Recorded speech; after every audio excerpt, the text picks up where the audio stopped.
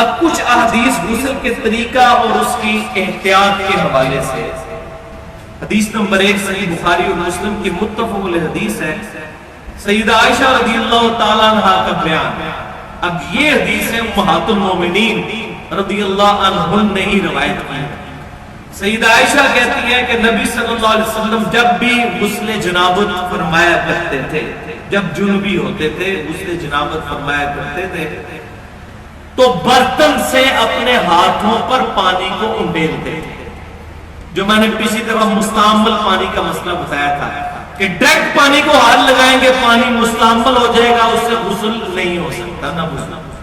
پہلے ہاتھوں پر پانی انڈیلنا ہے، مگا ڈال کر یا کس طریقے۔ یہ آج کے دور کا مسئلہ نہیں ہے، آج تو ٹوٹی ہے، اب الحمدللہ یہ مسئلہ نہیں ہے، لیکن اگر ٹب یا بالٹی سے نہائیں گے تو پہلے اپنے ہاتھ دھونے ضروری ہیں، جن کو آپ نے بیچ میں داخل کرنا ہے۔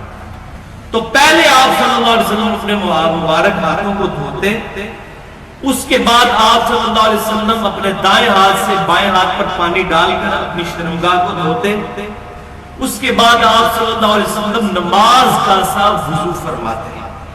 اور پھر آپ صلی اللہ علیہ وسلم اپنی مبارک انگلیاں اپنے بالوں میں داخل کر کے 3 بار خلال کر کے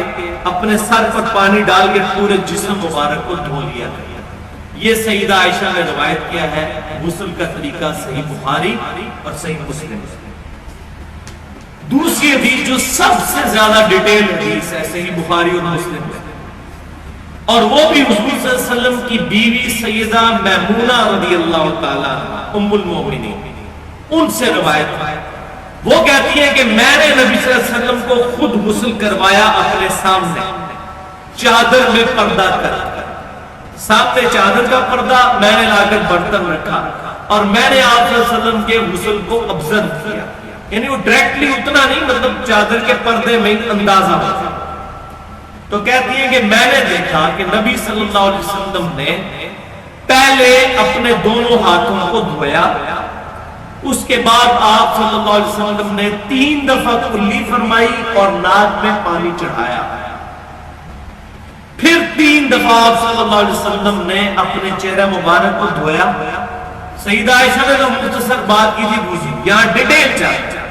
پھر 3 دفعہ دونوں بازوؤں کو دھویا کونیوں سمیت۔ پھر آپ صلی اللہ علیہ وسلم نے، اچھا اس میں ایک بات سکپ ہوگی مجھ سے،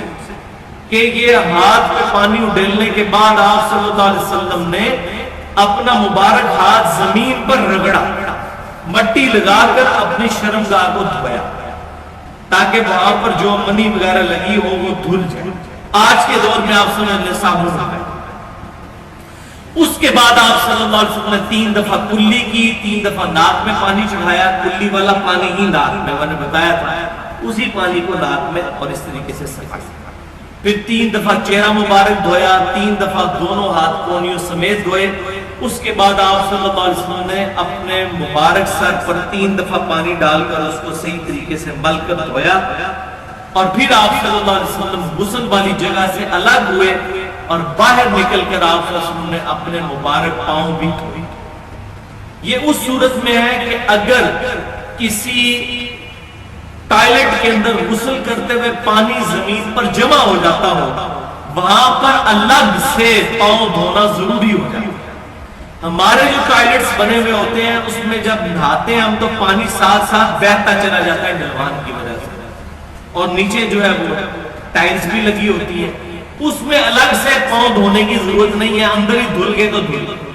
لیکن پرانے زمانے میں تو یہ چیزیں نہیں تھیں، تو پاؤں گندے ہو جاتے تھے، ظاہر زمین پہ کیچڑ بھی بن جاتا تھا،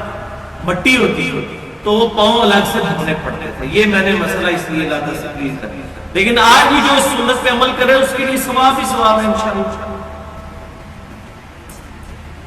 تیسری حدیث سنن ابی داؤد، سنن ابن ماجہ اور مسند امام احمد میں ہے، سیدنا علی رضی اللہ تعالیٰ عنہ کہتے ہیں کہ میں نے نبی صلی اللہ علیہ وسلم سے یہ بات سنی، جس نے بال کے برابر جگہ بھی دھونے سے چھوڑ دی غسل کے درمیان، تو اس کی اس جگہ کو قیامت والے دن دوزخ کا عذاب دیا جائے گا۔ بولے آپ۔ پھر آپ فرماتے ہیں 3 دفعہ آپ نے فرمایا سیدنا علی نے، میں نے اپنے سر سر کے ساتھ دشمنی کی، میں نے اپنے سر کے ساتھ دشمنی کی، میں نے اپنے سر کے ساتھ دشمنی کی اور اپنے سر کے بال منڈوا دی اس ڈر سے کہ کہیں میرے سر کے بال خشک نہ ہو جائیں۔ یعنی اتنی آج کل وہ مسئلہ نہیں، شاور میں پانی کی وجہ سے، بہتات کی وجہ سے خشک نہیں رہے گا، لیکن اس زمانے میں پانی کی بھی قلت تھی۔ لیکن یہ سیدنا علی کی آپ احتیاط دیکھیں، ہم دین کے مسئلوں کو کتنا کیجول لیتے ہیں اور وہ کتنا اس کو کانشیس طریقے سے لیا کرتے تھے، کتنا اس کو سیریس لیا کرتے تھے۔ تو اس سے یہ بات بھی پتہ چلی کہ یہ جو ہمارے تبلیغی جماعت کے بھائی ہیں، جن کو ہمارے وہ بریلوی بھائی کہہ دیتے ہیں یہ خارجی ہیں، یہ سر مڈاتے ہیں، تو سر مڈانے سے خالق خارجی نہیں ہو جائے گا جب تک خارجیوں والے عقیدے نہ ہو۔ ہمیں اس سے جو اختلاف ہے وہ اپنی جگہ کہ انہوں نے قرآن پاک کو چھوڑ کر ایک مولوی کی لکھی ہوئی کتاب کو اپنے نصاب کا حصہ بنا لیا ہے، وہ الگ۔ لیکن اس بنیاد پہ کسی کے سر مڈانے کو ہم یہ نہیں کہہ سکتے یہ خارجی ہو گیا سر مڈانے والا۔ سیدنا علی جو ہے جن کی وجہ سے خوارج پیدا ہوئے وہ سر مڈایا گیا، تو سر مڈانا جو ہے یہ صحابہ کرام سے ثابت ہے۔ لیکن بہتر یہی ہے کہ سر پہ بال رکھے جائیں جیسے نبی صلی اللہ علیہ وسلم کے بال مبارک تھے، کبھی آدھے کانوں تک۔ اور یہ مسئلہ نمبر 32 جو ہے وہ کریٹیکل ترین گفتگو ہے 50 منٹ کی، مسلمان مردوں اور عورتوں کے بالوں کے احکام، اہل سنت پاک.com پہ میں نے ڈیٹیل کے ساتھ بیان کیا۔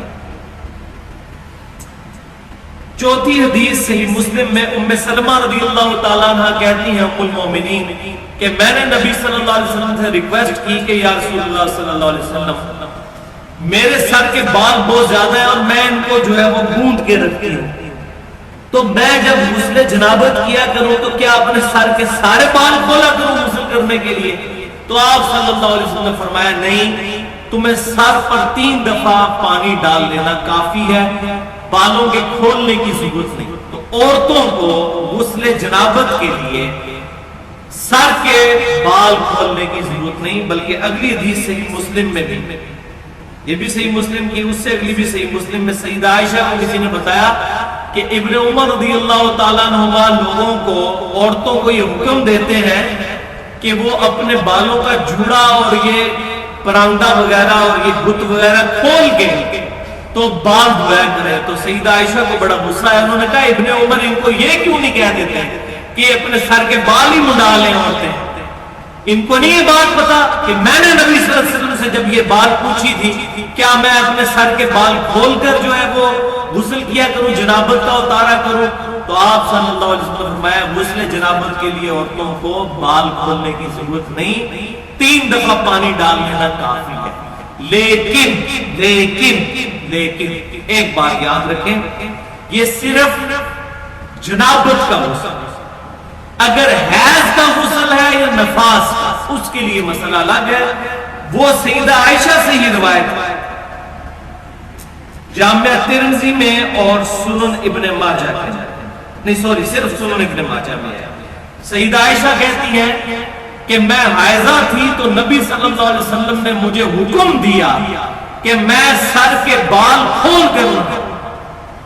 تو جنابت کا جو غسل ہے میاں بیوی کی صحبت کی وجہ سے یا احتلام کی وجہ سے، اس سے تو عورتیں بال کھولیں گی، عورتوں کے لیے، مرد کو تو بال کھول کے ہمیشہ نہ ہوگا، لیکن اس کے لیے جنابت کے لیے بال نہیں کھولیں گی، لیکن جنابت کے علاوہ جو حیض اور نفاس کا غسل ہے اس کے لیے سر کے بال کھول کر وہ غسل کریں گی، یہ ضروری اوبلیگیشن ہے۔